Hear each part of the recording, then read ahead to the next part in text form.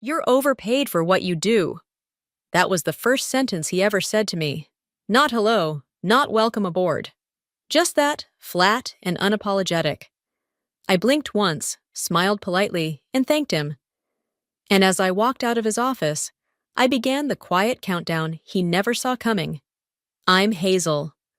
I was the director of human resources at Sterling and Chase for nearly 2 decades, 19 years to be exact, long enough to know every manager's leadership style, every department's dysfunction, and every executive's blind spots. I wasn't flashy. I didn't chase titles or try to be the loudest voice in the room. But I knew how to keep a company running from the inside out. People used to say I was the spine of the place. I handled restructuring during 2 recessions, built out our diversity and retention strategy before it was trendy, and helped resolve internal conflicts before they reached the legal department. I'd trained 3 of our former VPs, coached managers through crises, and quietly rebuilt broken teams without asking for credit. And then Trent Morrison was appointed CEO. He was 35, Ivy League polished, with that trademark consultant confidence and a portfolio full of buzzwords. He'd worked at 2 startups, both failed, before landing this job through connections on the board. From day one, he made it clear. He wasn't here to preserve anything. He was here to disrupt. In his first week, he didn't meet with department heads. He sent out a mass email announcing internal recalibrations and cut 5 middle managers before Friday. He renamed the conference rooms to match tech jargon, synergy, velocity, and alignment. And he refused to shake hands, said it was old-world thinking. When my assistant told me I had a one-on-one meeting with him, I straightened my blazer, pulled out my notes, and walked in ready to introduce our department's strengths and upcoming goals. He didn't even look up from his laptop when I sat down. "Hazel Grant," he said flatly. "You've been here how long?" 19 years this March. He gave a small, dry laugh. "Right, legacy salaries." Then he glanced at a spreadsheet, didn't even look me in the eye, and said, "You're overpaid for what you do. Starting next pay cycle, you'll be adjusted by 30%. I don't remember what expression crossed my face. I just remember straightening my posture. I could have argued. I could have demanded rationale. I could have shown him the data, the turnover rate I had improved, the lawsuits I had prevented, the culture I had stabilized. But I didn't. I smiled. I said, "Understood." Because something in his tone, his posture, his complete dismissal of me, it told me this wasn't personal. Not really. It was worse than personal. I didn't even register to him as a person. To Trent, I was a line item. He saw an older woman, nearing 50, not flashy, not loud, not innovative. He saw someone he thought he could erase, quietly, efficiently, without consequence. And that's when I knew. He thought he had cut me down to size, but in doing so, he had given me something far more valuable than respect. He had given me clarity. And what happens when you show a woman like me that she's no longer bound by loyalty? Well, you'll see. I didn't cry. I didn't rage. I didn't even vent to my closest colleague. I simply walked out of Trent's office, stepped into the restroom, locked the door, and looked at myself in the mirror. For a full minute, I said nothing. I just stared. And then I smiled. It wasn't the smile of someone who had accepted defeat. It was the smile of someone who'd been given permission to stop protecting people who had stopped deserving it. Trent made one very costly assumption. He thought people like me don't keep score. He didn't realize we've been keeping score long before he learned how to play the game. In the days that followed, the humiliation didn't stop. It escalated. Quietly, intentionally, methodically. First, my office was reassigned. No one told me in advance. I returned from lunch to find a younger woman, Angela, seated at my desk, organizing pens like she belonged there. No nameplate, no introduction, just her. When I asked what was going on, she smiled and said, "Oh, didn't they tell you? I'm the new executive assistant to the CEO. He asked that I sit closer to him." So I packed up. No scene, no sigh, Just a quiet relocation to the desk next to the copier, where the heating vent rattled and the lights flickered. Then came the meetings. I was removed from the senior leadership calls without explanation. My calendar, once filled with strategic planning sessions, was now dotted with general admin requests and HR help desk duties I hadn't done in over a decade. Angela, meanwhile, was given observation access to our entire HR system. Payroll, contracts, compliance, all of it.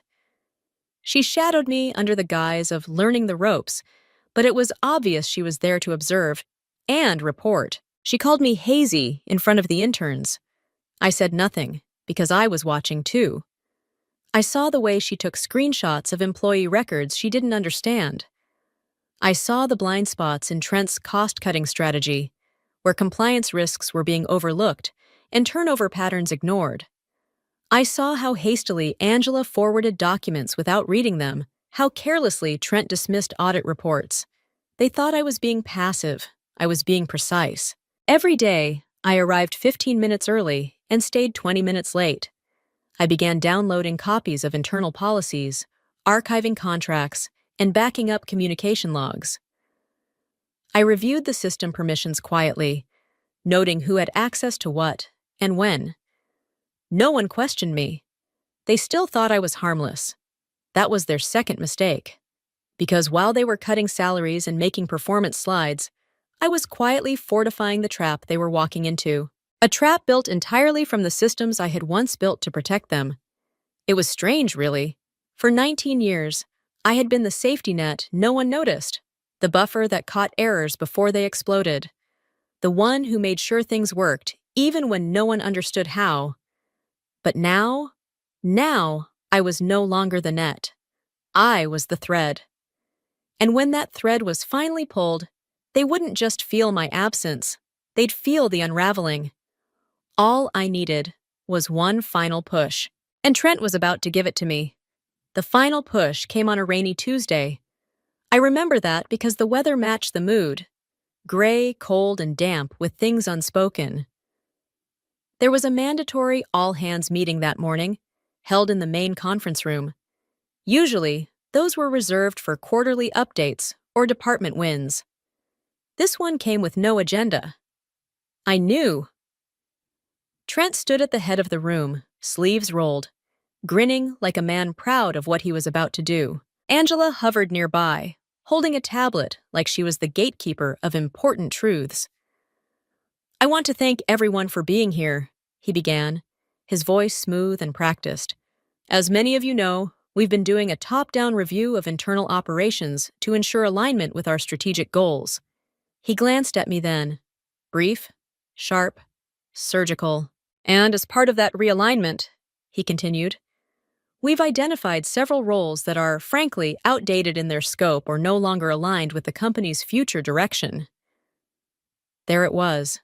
That word again. Outdated. He didn't say my name. He didn't have to. Everyone in that room turned to me like it was scripted. "This will be Hazel's final week with us," Trent said. "We thank her for her years of service and wish her the best in future endeavors." Just like that. No handshake. No invitation to speak. Not even a card signed by the team. I was being erased in real time. I've faced hard things before. But that was hard to swallow. The silence in the room was suffocating. I could see discomfort ripple across faces. People I had helped through layoffs, family emergencies, divorce settlements. People who knew I'd carried this place through its darkest winters. No one looked me in the eye. Too awkward, too afraid, too ashamed. And yet, somehow, I felt free. Because now I didn't owe anyone anything. I stood, nodded once, and said, "It's been a privilege." Then I turned and walked out, dignified, steady, heels echoing across the tile like a quiet drum roll. I didn't cry until I reached the stairwell, not because of Trent, not even because of the insult. I cried because it was finally over. 19 years of loyalty, dissolved in 5 sentences. How disappointing, how deeply, bitterly disappointing. But that was also the moment everything clicked into place. Because I hadn't just walked out that morning. I'd walked away from a life that no longer saw me, and in doing so, I had become invisible, but only to the people who thought visibility was power. The truth? Control lives in silence. That night, I activated the full emergency transfer protocol I had discreetly built years ago, originally designed for natural disasters or sudden leadership failure. A digital, dead man's switch, if you will. Within 48 hours, the system would begin removing administrator access unless reauthorized with dual credentials, one of which only I held. Monica, my trusted IT lead, was still in place and would oversee the soft shutdown without triggering any alerts. She had already begun scrubbing metadata logs to remove my name from system history. Meanwhile, I wrote a final memo. Short, clear, legal. Effective immediately, I withdraw all personal liability from system structures, processes, and contracts built under my direction. Access privileges granted under my authority are hereby terminated unless renewed by mutual agreement in writing. Signed, Hazel Grant. Then I logged out for the final time. And waited. 3 days later, my phone buzzed. First 1 message, then 5, then 22. Payroll system access failed. Onboarding systems glitched. Compliance portals locked out. HR data, unreadable. I forwarded all of it to my personal archive, and then I brewed tea. Because the unraveling had begun. But this wasn't revenge. It was restoration. It was the ecosystem returning to balance after being poisoned. And the best part? They still had no idea what was coming next. It's funny how fast things move when power is misused. By the end of the week, Sterling and Chase was in full meltdown mode. Payroll had frozen. The HR portal redirected to a 403 access denied page. Employee benefits were stuck mid-renewal, and legal compliance reports had vanished into thin air. It kept cycling through potential causes, but every fix they attempted only made it worse. Trent blamed system bugs, but the truth was simple. The system wasn't broken. It just didn't belong to him anymore. By the following Monday, 10 employees had submitted their resignations, quietly but purposefully. Department heads, senior specialists. One by one, they slipped away like threads pulled from a sweater. No big announcement, no explanation, just carefully timed exits. And each one, someone I had once mentored. I watched it all unfold from the quiet corner of a sunlit office, not at Sterling and Chase, but at Greylinks Group, a mid-sized competitor that had been quietly building its people-first strategy for years. Months before Trent ever arrived, Greylinks had reached out to me. They had admired my work, followed my leadership from afar, and invited me to consult on their cultural transformation. At the time, I had said no, out of loyalty. Now, I said yes, but I didn't just say yes. I brought with me the blueprint, the systems, the safeguards, the strategies that had made Sterling and Chase resilient for years. And more importantly, I brought the people. The ones Trent thought were expendable. The ones he never even bothered to see. We weren't rebuilding. We were rebirthing. Greylinks quickly absorbed the shockwaves happening across the city. While Sterling and Chase hemmed talent and scrambled for contractors, Greylinks stepped forward, well-staffed, system-ready, and calm. And then came the final twist. Greylinks acquired Sterling and Chase's underperforming R&D division. It was a strategic move, sold to the media as a portfolio synergy opportunity. But behind the polished press release and corporate jargon, one small detail was missing from public view. I was placed in charge of the integration. That's right. 3 weeks after Trent fired me, I walked into a conference room to lead a meeting he had been required to attend. The look on his face when he saw me, priceless. He did a double take, blinked, opened his mouth, and then closed it again, like a man trying to wake himself from a dream that had turned into a nightmare. And me? I smiled, professional, measured. I extended a hand and said, "Welcome to our transition alignment meeting, Mr. Morrison. I trust you've reviewed the pre-read packet?" He couldn't even form a full sentence. Angela wasn't with him. Rumor had it she'd been quietly let go after a compliance issue surfaced, something about unauthorized data access. What a surprise! Honestly, it was almost too perfect, too satisfying, too surreal. How absurd is it that the man who cut my salary and stripped my title was now sitting at the opposite end of a table I was leading, reading from a deck I wrote, trying to understand systems I designed, inside a structure I helped build? I didn't gloat. I didn't have to. My presence was enough. The integration moved forward under my leadership. Trent was assigned as advisor to a task force that had no decision-making power. In essence, he was benched, kept around for show, stripped of influence, and the people who had once ignored me in that humiliating meeting, they now waited for my approval. It wasn't revenge. It was symmetry. Poetic, really. Because when you erase someone without understanding what they actually do, you don't just lose an employee. You lose the entire framework. And if you're foolish enough to replace legacy with vanity, you may just find yourself living their life. Only not the one you imagined, not the glory, not the power, just the humiliation, the invisibility, the powerlessness you thought they deserved. Well, now it's yours. Trent didn't last long in the background. For a man who had built his identity around titles and control, being sidelined as a powerless advisor was like a slow suffocation. His name was still on the door, technically. But the door no longer led anywhere important. He started showing up late, missing meetings, fumbling through updates like a man reading from a script he hadn't written.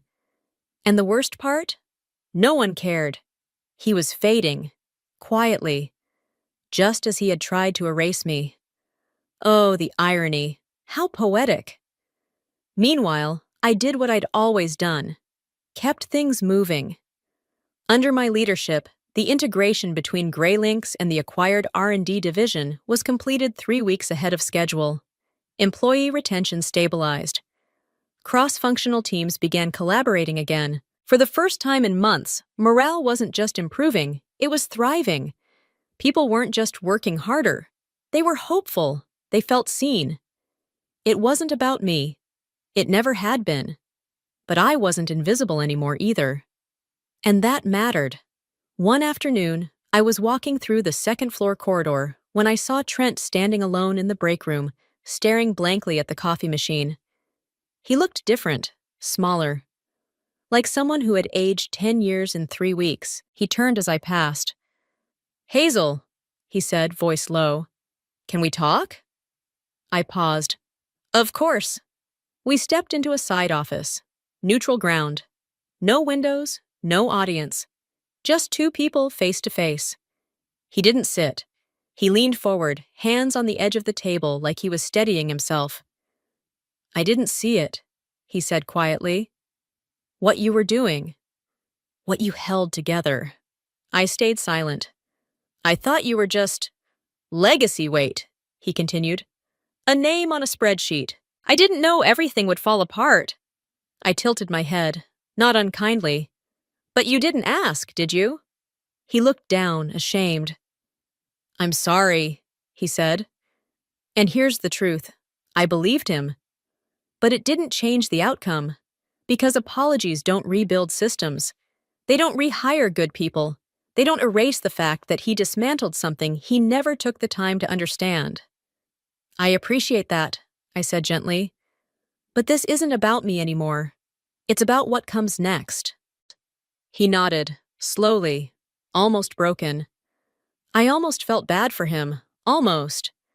But then I remembered the day he cut my salary, humiliated me in front of my peers, and called my role outdated. I remembered packing up my desk while Angela sat in my chair. I remembered the long, echoing silence as I left a company I had helped build from the inside out. And just like that, the sympathy passed. Some people have to live the lesson before they learn it. That evening, I got a message from the board. Trent would be transitioning out of his position entirely. The official language was voluntary resignation, of course. But we all knew the truth. He was done. And the kicker? He'd been offered a redeployment opportunity at one of Gray Lynx's remote field offices in a junior advisory role, reporting to someone half his age. Wow. Talk about a reversal. The man who once said I was overpaid for what I do was now being offered a fraction of his old salary to do almost nothing. Poetic justice, served with a corporate smile. I didn't gloat. I didn't brag. But I did allow myself one moment of quiet satisfaction. In my office, I opened the drawer where I'd kept the letter he gave me, the one announcing my pay cut. I looked at it one last time. Then I shredded it into tiny pieces and dropped them in the recycling bin. That chapter was closed, but the story wasn't over. Because this wasn't just about Trent. It was about every woman who's been told she's too quiet to lead, too old to matter, or too expensive to keep around. It was about proving, without shouting, that value isn't always loud, that stability isn't weakness, that legacy isn't dead weight. It's a foundation. And once you've rebuilt on solid ground, you don't just rise, you last. After the dust settled, I didn't rush to fill the silence. There was no press release about my return, no spotlight announcement, no grandstanding. And I preferred it that way. I didn't need a title to validate my worth, because I'd already proven the most important thing. What I built could outlast me. At Gray Lynx, I officially took on the role of Chief People Officer. It wasn't just a promotion. It was an evolution of who I was, of what I stood for, and of what I would leave behind. I wasn't there to cling to authority. I was there to shape what came next. Instead of holding tighter to control, I began mentoring. I opened office hours each week, not for executives, but for those often overlooked: assistants, interns, women returning to work after caregiving, mid-level professionals unsure of their next step. I knew what it was like to be unseen, and I wanted to make sure no one under my watch ever felt that again. I started a leadership cohort for women over 40, called Second Bloom. The idea was simple. Legacy doesn't mean you're fading. It means you're finally flowering. To my surprise, the first cohort filled up within days. Word spread. Applications poured in, and something inside me softened, then bloomed too. One afternoon, I received a handwritten letter from one of the junior staff, someone I hadn't worked with directly. She wrote, "Thank you for showing me that quiet doesn't mean weak, that experience doesn't expire, that the people who hold things together deserve to be seen, not just used." I sat with that letter in my hands, tears stinging my eyes. Because that's what it had always been about. Not revenge, not victory, not proving anyone wrong. It was about creating space, about helping others step into their worth without waiting for permission. And as for Trent, last I heard, he took the field position. A small office in Phoenix, no assistant, no boardroom, just a nameplate and a long list of regrets. I don't think he's a villain. I think he's a lesson. Some people rise by stepping on others, but the ones who last build platforms beneath them. That's what legacy really is. Not what you take with you. What you leave behind that keeps standing long after you've stepped away. And I was ready. Ready to build. Ready to lift. Ready to hand over the reins one day, knowing the roots were strong. I used to think legacy was something written in retirement speeches or engraved on plaques, but now I know better. Legacy is quieter. It lives in the systems we design to protect others. It shows up in the leaders we lift, the people we mentor, the dignity we choose to defend even when no one's watching. It's in the intern who finds her voice because someone finally listened. It's in the mother returning to work who doesn't have to start over from zero. It's in the seasoned employee who finally realizes she is not past her prime. She is in it. That's the work I do now, and it's the work I'll do until the day I step away for good. There was a time when I believed walking away quietly was the only dignified choice, when I thought being strong meant being silent. But I see now that sometimes the most powerful thing we can do is speak, softly, clearly, but without apology. I don't think of Trent often. When I do, it's not with anger. It's with clarity. He reminded me of something I'd forgotten in the rhythm of staying loyal. You don't have to stay somewhere just because you helped build it. You can walk away, and you can build again. Stronger, wiser, freer. The best part? I didn't have to destroy anyone to reclaim my value. I simply removed myself and let gravity handle the rest. What happened to Trent wasn't revenge. It was the natural consequence of arrogance unchecked. And what happened to me? That was growth. Now, when I walk into a room, I don't carry fear of being overlooked. I carry presence, and presence is earned, not through noise, but through knowing who you are and refusing to let anyone shrink it. So here's what I want to ask you. Have you ever been dismissed, undervalued, or replaced by someone who never understood your worth? What did you do next? If you're still holding that pain, know this. Your story isn't over. You are not invisible. And your value isn't measured by the title they gave you or the salary they slashed. It's in what you've built. In what still stands because you stood for it. Drop your story below, because someone else may need to read it today. And together, we build a legacy they can't erase.